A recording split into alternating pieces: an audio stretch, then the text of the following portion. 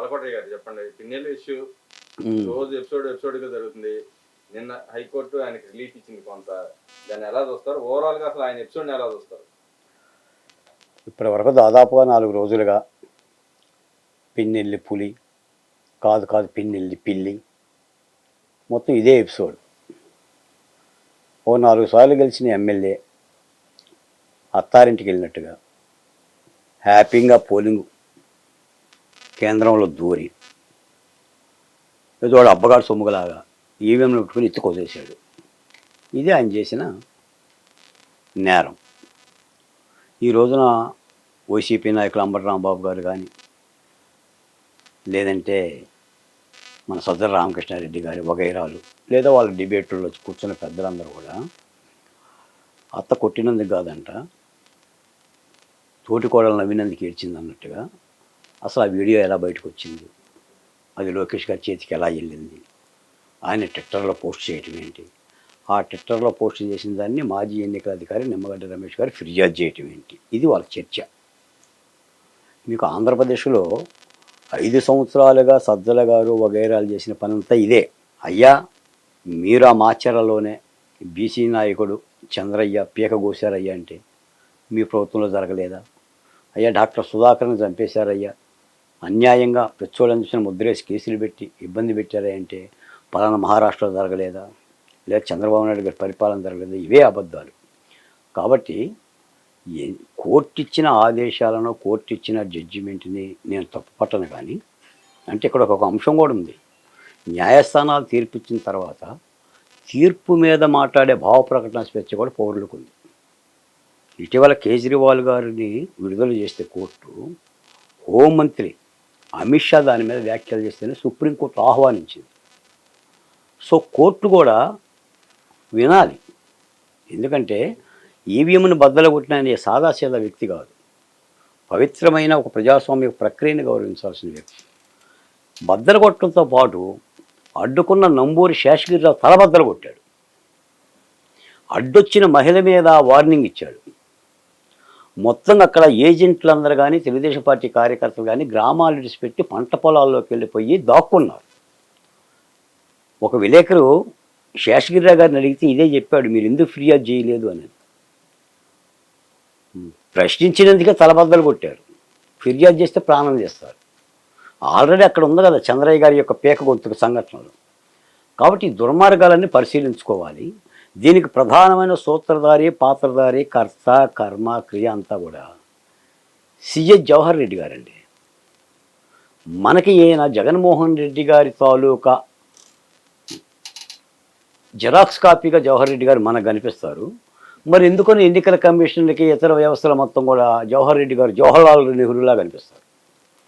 ఎన్నికల ప్రక్రియ ఇంత జరుగుతున్నా కూడా అన్ని రాజకీయ పక్షాలు కూడా సిఎస్ని మార్చాలని చెప్పిన కొండమూరులు పెట్టుకొని ఫిర్యాదులు చేసింది.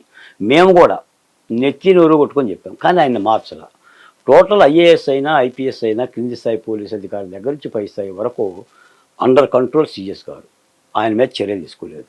ఇప్పటికైనా సరే పిన్నెల్లి రామకృష్ణారెడ్డి గారి యొక్క ఈ 6వ తారీఖు వరకు షరతులు వర్తిస్తాయన్న ఇచ్చిన జడ్జిమెంట్ మీద ఎన్నికల కమిషన్ సుప్రీంకోర్టుకి వెళ్ళాలి. ఎందుకంటే ఈ ప్రక్రియని యథారాజా తదా ప్రజా చేయకూడదు. ఇది ప్రజాస్వామ్యానికి భగ్నం. ఈ సంఘటన దాదాపు 28 రాష్ట్రాలు చూసింది సార్. పైగా మీకేంటంటే ఎన్నికల కమిషన్ ఎన్నికల షెడ్యూల్ ప్రకటిస్తూనే 2024 ఎన్నికలను నేను 0 వైలెన్స్తో ముందుకెళ్ళాలని ఒక లక్ష్యంగా పెట్టుకుంది. ఆ లక్ష్యానికి ఆంధ్రప్రదేశ్ దెబ్బ కొట్టింది కదా. మీరు మాచర్లే కాకుండా గురజాల కానీ, నరసరావుపేట కానీ, తాడిపత్రి కానీ, లేదా తిరుపతి కానీ డైరెక్ట్గా కారుతో గుద్దేస్తున్నారుగా. బడితలు తీసుకుంటున్నారు కదా, కర్రలు తీసుకుంటున్నారు కదా, బాంబులు దొరుకుతున్నారు కదా. అలా కొట్లాటకి వెళ్ళే వాళ్ళకి మహిళలు కూడా మంచినీళ్ళు ఇస్తున్నారు కదా, బకెట్లోనూ క్యానుల్లోనూ. అంటే ఈ విధమైన ఒక దుర్మార్గ ప్రక్రియకి బ్రేక్ వేయాలి అని అంటే ఎన్నికల కమిషనే చర్యలు తీసుకోవాలి. నిజానికి నాకు తెలిసి ఎన్నికల కమిషన్ చేతుల్లో కనుక యంత్రాంగం లేకపోకుండా ఇదే ముఖ్యమంత్రి గారి ఆలనలో పాలనలో కనుక ఉన్నట్టయితే అసలు ఈ కేసు ఏమయ్యేదంటే, ఏదో ఆ గదిలోకి పోలింగ్ బూత్లోకి ఒక తాసుపాము ప్రవేశించింది, ఈవీఎంలో దాక్కుంది, దాన్ని చూసి ఓటర్లు అందరూ భయపడుతుంటే ధైర్యం చేసి మన పిన్నెల్లి రామకృష్ణారెడ్డి గారు ఆ పామును చంపడానికి వెళ్ళిపోయి ఎత్తి ఆ ఈవీఎంని కింద చేశారనే కథలు కూడా పుట్టాయి. వాళ్ళు అలాగనే నమ్మించేవాళ్ళు. కాబట్టి ఇది ప్రజాస్వామ్యాన్ని కాపాడుకునే ప్రక్రియ. ఎన్నికల కమిషన్ ఎట్టి పరిస్థితుల్లో కూడా పైకోర్టుకి వెళ్ళైనా సరే పిన్నెల్లిని అరెస్ట్ చేసి కోర్టులో పెట్టండి. ఈ సందర్భంగా ఒక మాట చెప్తా, ఏ ప్రజాస్వామిక ప్రతినిధి అయినా సరే ఇలాంటి పోలీసుల కేసులు కానీ నేరారోపణలు వచ్చినప్పుడు న్యాయస్థానాల ముందు మీరు ఎదుర్కోవాలి. చంద్రబాబు నాయుడు గారిని మీరు ఏం చేశారు? చంద్రబాబు నాయుడు గారు ఏం చేశారు? ఆయన మీద మీరు ఆరోపణలు చేస్తే, కేసులు పెడితే, నంద్యాల దగ్గర నుంచి తిరుపతి, అమరావతి వరకు ఆయన స్వయంగా వచ్చి 24 గంటలు మున్నేళ్ల మీద కోర్టులో నిలబడి కింది కోర్టు, మధ్య కోర్టు, సుప్రీంకోర్టుని అన్ని ఎపిసోడ్లు కూడా దాటుకుంటూ ఆయన న్యాయ ప్రక్రియలో గెలిచి బయటకు వచ్చాడు. మరి ఇదే పని పిన్నెల్లి ఎందుకు చేయడం? అంబటి రాంబాబు గారు ఆ మాట ఎందుకు చెప్పరు? లేదా జగన్మోహన్ రెడ్డి గారు ఆ మాట ఎందుకు చెప్పరు? సిఎస్ గారు ఆ మాట ఎందుకు చెప్పరు? అంటే మీరేమన్నా లాడెన్లా, పోనీ దావూద్ ఇబ్రహీంలా, రేపు పోనీ ఇదేమన్నా టామ్ అండ్ జెర్రీ ఆట? రేపు పోలింగ్ కౌంటింగ్ జరుగుతున్నప్పుడు కూడా విధ్వంసం జరగదని నమ్మకం ఏంటి? ఈ రోజున వాళ్ళని హౌస్ అరెస్ట్ చేసామని చెప్పేసి అని ఇక్కడ అధికారులు మాట్లాడుతుంటే, వీళ్ళు వాళ్ళ ఛానల్లో కూర్చొని వాళ్ళ డబ్బా ఛానల్లో డబ్బా కొడుతూ మమ్మల్ని ఎవడో పట్టుకోలేదు, మమ్మల్ని ఎవడో హౌస్ అరెస్ట్ చేయలేదు. ఇదే ప్రయోజనం. అసలు ఆఖరికి ఈ యొక్క మీడియాలో ప్రభుత్వ మీడియాలో మాట్లాడుతున్న ఏది నరిసిన గడ్డాలకి, నరిసిన మీసాలకి రంగేసుకొని మాట్లాడే ఈ సంపాదకులకు కూడా నోటీసులు ఇవ్వాలండి ఎన్నికల కమిషన్. నిన్న డిబేట్ నేను చూశాను. ఎన్నికల కమిషనర్ నోరు మూసుకొని కూర్చో అంటున్నాడు. డిబేటర్ ఎన్నికల కమిషన్కి వార్నింగ్ ఇస్తున్నాడు.